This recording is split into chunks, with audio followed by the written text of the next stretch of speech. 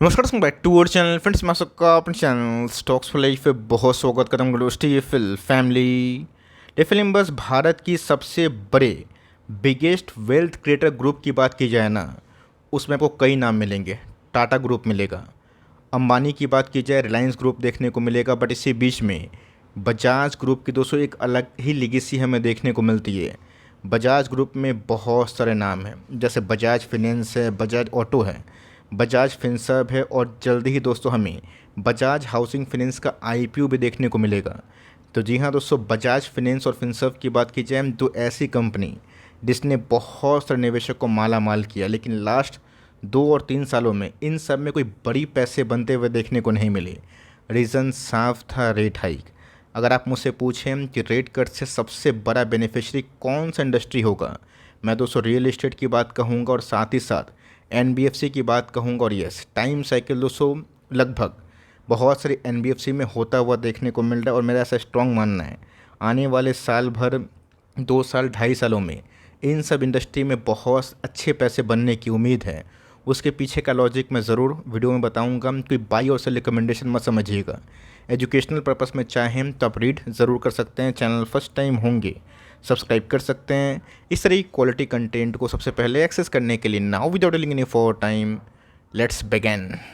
शुरुआत करते हैं बजाज फिनेंस से। आपने थंबनेल में देखा होगा कि बजाज फिनेंस का बाप, उसके बारे में भी चर्चा होगी, लेकिन सबसे पहले का इस चर्चा करने का विषय बजाज फिनेंस है। बिकॉज लास्ट 2-3 सालों से अपने पीक को भी कंपनी तोड़ नहीं पा रही है।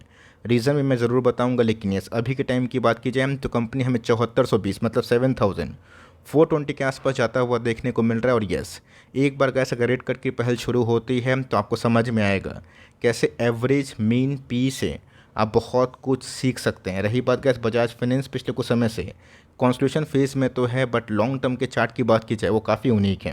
भर की बात की जाए तो साल भर में गैस वही 2% के आसपास पैसे बनाए, जो कि बहुत बड़ा नहीं है। और मैं लिख के बोलना चाहूँगा, इस लेवल पे भी गैस कंपनी हमें मार्जिन ऑफ सेफ्टी दे रही है। और जो मार्जिन ऑफ सेफ्टी प्लेयर हैं, जिनको वैल्यू इन्वेस्टिंग के बारे में अच्छे आइडिया है ना, उनको अच्छे से पता है कि इन सब लेवल से आने वाले 2-3 सालों में बहुत बड़ी वैल्यू अनलॉकिंग होती है। इसके प्रोफाइल की बात की जाए तो 5 ईयर्स में देखा गया तो कंपनी डबल ही हुई है, जो ब्लू चिप की कैटेगरी के अकॉर्डिंग ठीक है, लेकिन यस, बजाज फाइनेंस के पुराने ट्रैक रिकॉर्ड की बात की जाए उससे मैच नहीं खाता। अगर आप देखें तो बजाज फाइनेंस का ऐसे बहुत ही बड़ा मैसिव वेल्थ क्रिएटर बना है, और बहुत लोग निवेश भी इसीलिए किए हैं कि पास्ट परफॉर्मेंस दोहराएगा। लेकिन यस, आपको समझ में आना बहुत इंपॉर्टेंट है कि हाई बोरोइंग कॉस्ट में, हाई कॉस्ट ऑफ फंडिंग में ये सब कंपनीज़ के मार्जिन्स बहुत ही बड़े इम्पैक्ट खाते हैं। लेकिन लो बोरोइंग की बात की जाए, रेट कट की बात की जाए, इन सब इंडस्ट्री को बहुत बड़ा फ़ायदा मिलता है। तो आप सबको अच्छे से पता है कि बजाज ट्विंस में तेज़ी हमें देखने को मिल रही है। क्यों?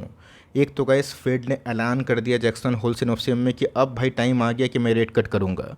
अब दोस्तों यहाँ पे बड़े बड़े एनालिस्ट का ये भी अनुमान है कि सितंबर को छोड़ के अक्टूबर में कहीं आरबीआई सरप्राइज रेट कट ना कर दे। मैं दिखाऊंगा लिंक ज़रूर, बिकॉज मैं अपने मन से बना के नहीं बोल रहा हूँ। लेकिन यस, अगर बजाज हाउसिंग फाइनेंस का आईपीओ आएगा तो उनकी जो पेरेंट कंपनी है उसमें भी तेज़ी हमें देखने को अमूमन मिलती है। ध्यान रखिएगा एक चीज़ कि जेरोम पावेल ने साफ साफ बताया है कि आने वाले कल में वो रेट कट ज़रूर करेंगे, बिकॉज टाइम आ चुका है। अब दोस्तों अपने बात से पलटी खा जाएंगे, इसमें हम और आप कुछ नहीं कर सकते, लेकिन पलटी नहीं खाएं।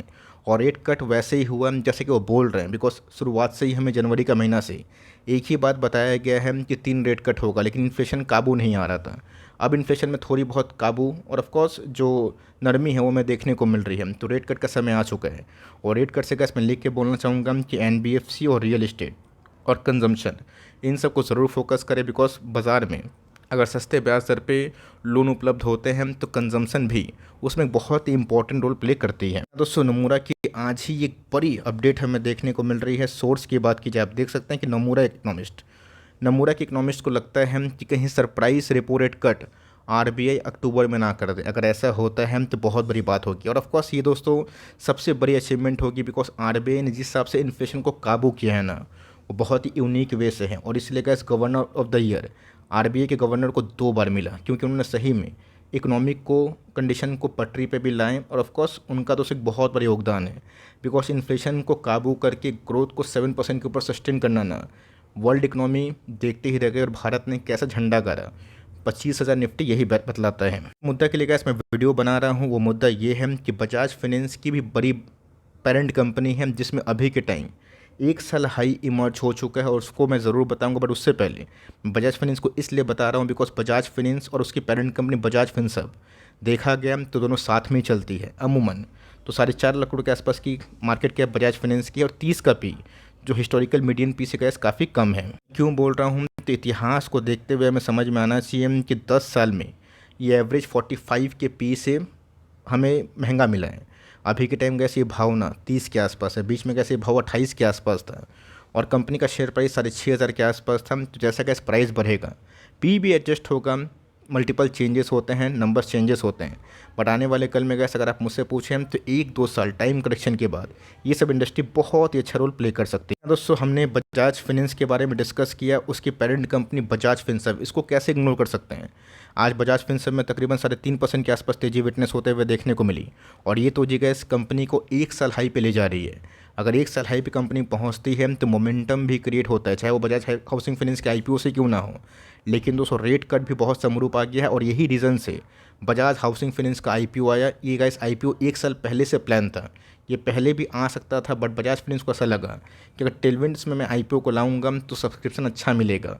इससे बजाज फिनसर्व और बजाज फाइनेंस में दोनों में तेज़ी तो आई, बट मेरा ऐसा मानना है कि अगर ये तेज़ी थोड़ा बहुत गिरावट में भी कन्वर्ट होती है पोस्ट आईपीओ, वो सब पैनिक मत करिएगा। आने वाले कल का गाइस 1 साल 2 साल का जो थीम है ना, ये दोनों कंपनीज में फिट बैठती है। कि 5 ईयर्स के परफॉर्मेंस की बात की जाए 150% ऊपर है, मतलब इसने गैस बजाज फाइनेंस से भी थोड़े अच्छे पैसे बनाए। ये कंपनी गैस एक समय 20,000 का था, उसके बाद बोनस स्प्लिट साथ में हुआ, उसके बाद कंपनी गिरी फिर गिरी, उसके बाद गैस एक रिकवरी होने के बाद कंपनी फिर से जो पुराना हाई है उसको क्लेम करने की कोशिश कर रही है। दोस्तों मुझे अच्छे से याद है कोविड में त्राहिमाम मचा था, कंपनी 10,000 का स्टॉक ना 4,000 के आसपास था और उस समय का इस कमेंट्री क्या थे पता है कि ये कंपनी 1,000-1,500 के आसपास आएगी और जो बेस दिए नहीं खरीदें। पैनिक में गए, सबको पता है कि और पैनिक मचता है। उसके बाद कंपनी 4,000 का बेस बना के बॉटम हिट करके 2-3 क्वार्टर में ही अपने पुराने हाई को तोड़ी और उसके बाद गैस इस लेवल से कंपनी 5x हुई। 4,000 इंटू 5 करिएगा, आपको 20,000 का मार्क देखने को मिलेगा। उसके बाद स्टॉक स्प्लिट बोनस हुआ, कंपनी 1,500-1,700 के आसपास आई, उसके बाद फिर से गिरावट हमें देखने को मिली। और जी हाँ दोस्तों, मेजर हेडविंड्स के बावजूद भी कंपनी फिर से टाइम लेती है बट रिकवरी करवाती है। तो बजाज फाइनेंस एक बहुत ही शानदार कंपनी है, बट बजाज फिनसर्व की बात की जाए यूनिक कंपनी इसलिए हो जाती है बिकॉज ये गाइस अपना एक्सपोजर बजाज फाइनेंस के होल्डिंग कंपनी में भी दिखाती है और साथ ही साथ इनके इंश्योरेंस बिजनेस भी है। जो इंश्योरेंस सेक्टर को थोड़ा भी दिलचस्पी लेते हैं उनको अच्छे से पता है कि पिछले कुछ समय से इंश्योरेंस कंपनी थोड़ा बहुत पटरी पे आई है और अलियांस जनरल और अलियांस लाइफ इंश्योरेंस की लिस्टिंग नहीं हुई। और जिस दिन गैस ये कंपनी अपने सब्सिडरी को लिस्ट करवाएगी ना, मेरा ऐसा मानना है कि आने वाले कल में रिलायंस की तरह हमें वैल्यू अनलॉकिंग का ये मौका मिल सकता है। जब बजाज फिनसर्व की तो जी हाँ गैस 3 लाख करोड़ के आसपास की मार्केट कैप है, 35 का पी है। रही बात कंपनी के आरओई की तो हमें इनलाइन देखने को मिलता है बिकॉज कंपनी डाइवर्सिफाई सेक्टर में है, सिर्फ एनबीएफसी को नहीं। इवन दोस्तों मैंने क्या बताया कि इंश्योरेंस को भी काफ़ी अच्छे से डील करती है। वैल्यूएशन पॉइंट ऑफ व्यू की तो जी हाँ दोस्तों, कोविड के पहले कंपनी हमेशा अपने वैल्यूएशन से ऊपर चलती थी बिकॉज बजाज फाइनेंस में जो ग्रोथ था वो अनस्टॉपेबल था। अगर आपको लगता है कि आने वाले कल में लोग फाइनेंस लेना बंद कर देंगे, जियो फाइनेंशियल के आने के बाद बजाज फाइनेंस की खटिया खड़ी हो जाएगी, तो मुझे तो गैस आपको ना एक चीज़ रिमाइंड करवाने की आवश्यकता लगती है कि म्यूचुअल फंड में ब्लैक रॉक की एंट्री भी हो चुकी है भारत में। इवन दोस्तों मैं देख रहा हूँ कि हर एक पीएमएस फंड मैनेजर अपना म्यूचुअल फंड खुद ही चला रहा है।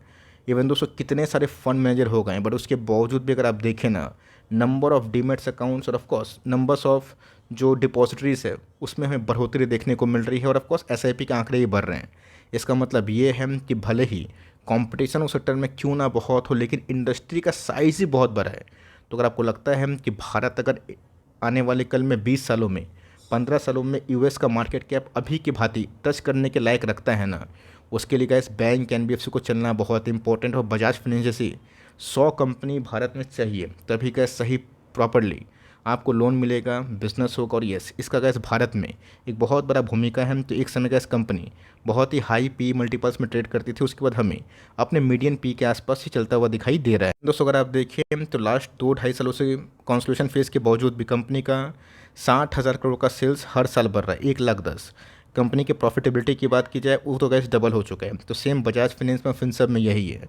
और मैं गैस फिर से रिपीट करना चाहता हूँ कि भारत को अगर सुपर पावर कंट्री में कन्वर्ट होना है ना, ऐसे 100 बजाज फाइनेंस भी कम पड़ेंगे। और यस, भारत का जो आने वाले कल का गाइस एनबीएफसी है और बैंक्स है, इसको स्टेबल होना बहुत इंपॉर्टेंट है। इसलिए गाइस आरबीआई रेगुलेटरी बॉडीज़ जो है ना, बिल्कुल भी रिस्क नहीं लेते। उनको कुछ भी लगता है कि बाज़ार थोड़ा बहुत डिस्टर्ब हो सकता है तो बीच बीच में हमें सफिशिएंट क्वांटिटीज़ में एक्शन लेते हुए भी दिखाई पड़ जाती है। तो चलिए, सिर्फ बजाज हाउसिंग फाइनेंस आया, स्टॉक में तेज़ी का माहौल जो कि अमूमन होता है वो देखने को मिला। क्या इससे आने वाले कल में क्या 5, 10, 12% के आसपास फॉल नहीं हो सकता? ज़रूर हो सकता है, लेकिन यस, मुझे लगता है कि इस फॉल में आने वाले कल में अगर ऐसा कंडीशन इमर्ज होता है तो इस फॉल में आपको long term investment point of view से ज़रूर रुचि लेने की आवश्यकता है। बाई सेल गए अपनी मर्ज़ी से करें, बट कंपनी 1650 के आसपास बहुत बार आई है पिछले 1 सालों में, वो एक एंट्री पॉइंट होगा। रही बात कि इस कंपनी में मोमेंटम है, और मोमेंटम की बात की जाए साथ में वॉल्यूम्स भी हैं। नोटिस करिएगा कि बहुत दिनों के बाद दोस्तों बुलिश क्रॉसओवर हमें देखने को मिल रहा है, बट इस क्रॉसओवर में उतना दम नहीं है बिकॉज डेविएशन बहुत बड़े एंगल से नहीं है। अगर डेविएशन बहुत बड़े एंगल से होगा, और एक चीज़ का इसमें जो मिस हो रहा है ना, वो है वॉल्यूम। अगर वॉल्यूम दोस्तों जो घट रहा है, अगर एफपीआईस और एफआईआईस इनके आने से बढ़ोतरी होगी तब तो गैस बहुत मज़ा आएगा। बिकॉज पिछले कुछ समय से एफआईआईस ने भारतीय बाजार में तगड़ा माल बेचा है, ये कुछ छुपाने वाली बात नहीं है। लेकिन जब वो आते हैं तो यही सब ग्रुप की कंपनी में बड़े पैसे लगाते हैं, ऐसा गैस पास्ट हिस्ट्री बोलते हैं। आपको क्या लगता है कमेंट बॉक्स में ज़रूर बताइएगा। मेरे हिसाब से गैस दोनों कंपनी ज़बरदस्त हैं, और बजाज फाइनेंस से भी गैस बड़ी कंपनी उनकी पेरेंट ना बजाज फिनसर्व है, लेकिन इस तेज़ी के मामले में ग्रोथ के एंगल में बजाज फाइनेंस अभी भी बजाज फाइनेंस से थोड़ा सा यूनिक है। बजाज आईपीओ के आने के बाद, हाउसिंग फाइनेंस के आईपीओ के बाद देखते हैं रुझान कैसा होगा, बट इस महीना के बीच में ही फेड क्या बोलते हैं ना, इस पर हमारी खास कमेंट्री होगी। वीडियो अच्छी लगी तो प्लीज़ लाइक करिएगा, चैनल फर्स्ट टाइम होंगे सब्सक्राइब करके बेल आइकन को प्रेस करना भी ना भूलिएगा। दोस्तों मिलते हैं जल्दी ही, तब तक के लिए bye. Thanks for listening friends, God bless you all.